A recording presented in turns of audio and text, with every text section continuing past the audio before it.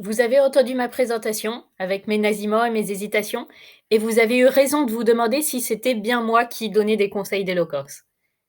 C'est moi. Parce qu'un orateur, heureusement, ce n'est pas que Démosthène et Maître Vergès. On peut parler pour impressionner, parler pour instruire, parler pour défendre, parler pour convaincre. Il y a mille et une sortes de discours. Je ne propose pas de recettes magiques, seulement des exercices et des mises en situation pour que chacun puisse s'entraîner et faire entendre son discours, pas celui de Cicéron ou de Maître Vergès. Personnellement, je suis un imposteur. Il n'y a rien qui me poussait vers l'art oratoire.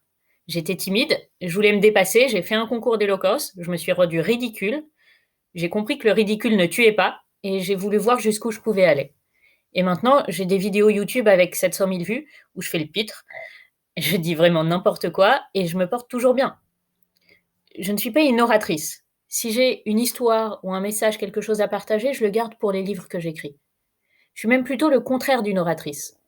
Mais ça me permet de dire aux gens, si j'ai réussi à gagner un concours d'éloquence tel que vous me voyez, avec ma voix, avec mes complexes, avec ma timidité ou mon perfectionnisme, vous êtes capable d'aller demander cette augmentation que vous méritez, de faire cette déclaration d'amour que vous n'avez jamais osé faire, ce discours de bienvenue, cet entretien d'embauche, cette négociation, cet examen, ce que vous voulez.